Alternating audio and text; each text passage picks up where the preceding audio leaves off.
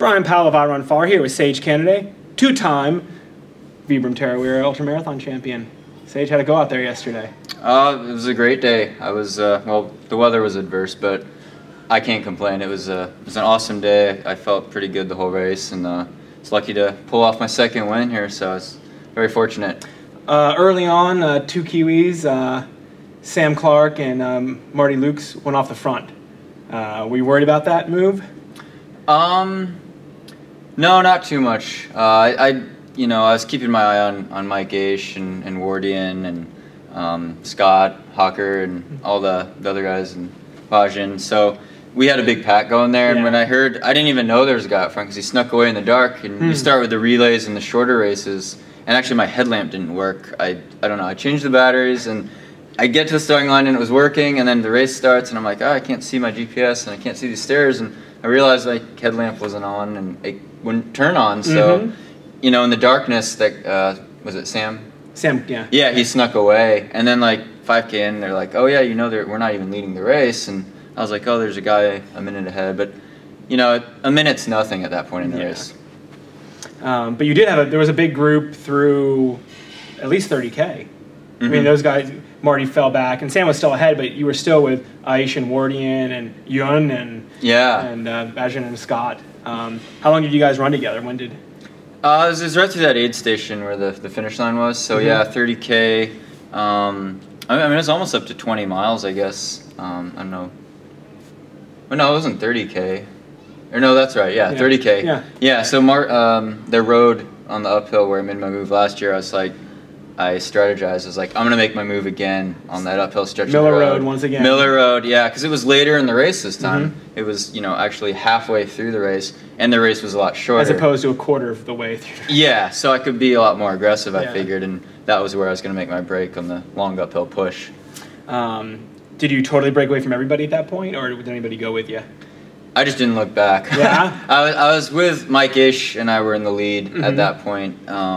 And the other guys were right behind us, but I just was like, I'm going to press up this hill, maybe take a swig of Coke at the aid station and just keep going, don't look back. And I looked back eventually after I got on the trail, and I didn't really see anyone within like 100 meters of me, but I didn't know if it was, a 30-second lead or a minute or what kind of gap was forming. Yeah, but you did see at the turnaround. I did, yeah. And what did you think? I was excited. I was hoping in the back of my mind that it would be several minutes at the turnaround, and that's the advantage of having an out and back course is you could finally get that information because I was thinking all the people I was passing, like second place is probably asking how far up is. You bet.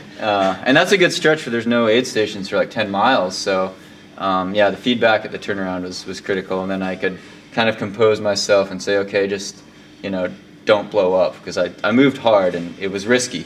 Yeah. So what did you catch? You had about 8 minutes. 7 or 8 minutes. Yeah. So that's a pretty good gap with, was it 20K to go from there? Yeah, like 12 miles, I think. Yeah. Yeah. So you felt pretty confident, I'm guessing.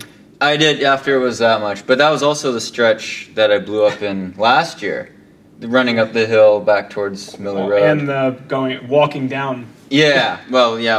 When you're walking downhill, that's usually a bad sign too. Especially runnable, smooth, single track downhill. So this year, I made sure I could still go pretty fast on that, and I was running pretty strong and consistent in the last 10 miles, unlike last year. Yeah. Any rough spots? I got stung by a bee coming down about 25 miles into the race, and was that the out and back or? No, right before that one back. So coming down the hill to that aid station, and that hurt, and that was, it happens. I'm not allergic, at least, so it's good. That's the worst thing to happen during the day. It's not a bad day. No, it was pretty, I was happy. The weather seemed pretty nice for the first couple hours. Were you still out there? Because it turned nasty. Were you still out there when it was... Not racing, no. Right after I finished, I was around the finish area with you, and then it was like a torrential downpour, and it was windy, and I instantly started getting like almost hypothermic cold. Yeah. But hanging around the finish area was pretty miserable, and all the other runners out there still racing had to deal with some slicker conditions for sure. Yeah. Speaking of slick conditions, you knew that was a possibility all day. What shoe choice did you make and why? I wore the Hoka 1-1 Waka. It was a toss-up between that or the Cliftons, because the bottom's both kind of a similar, like, road type of shoe, but it has enough traction, I figured, and I've tested them out enough on the boulder trails that I made the call before the race, or before I packed even, and I just brought those two shoes, so I was like, you know what, I'm going with the lightweight Hokas, and I think the traction will be fine, and I didn't fall and hurt myself, so it worked out. Yeah. Where to next, race-wise? Well, I'm going to go down to the South Island for a week and make an appearance at the Northburn. It'll just be a fun run. Yeah. And then Lake Sonoma will be the next real tough effort. Lake Sonoma and then Transvolcano, yep. Yep. All right. Well, congratulations on your win here, and see you so in California and Spain. Yeah, looking forward to it. Yeah. Cheers. Quick bonus question here. You're going to the South Island with Sandy this coming week. What are you most excited about?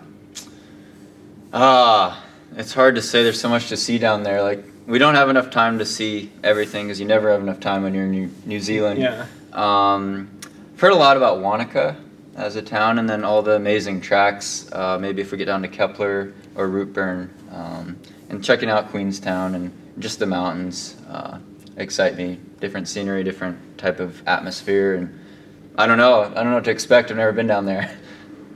Beauty. Yeah. A lot of it. Oh, enjoy. That'll be great. I will.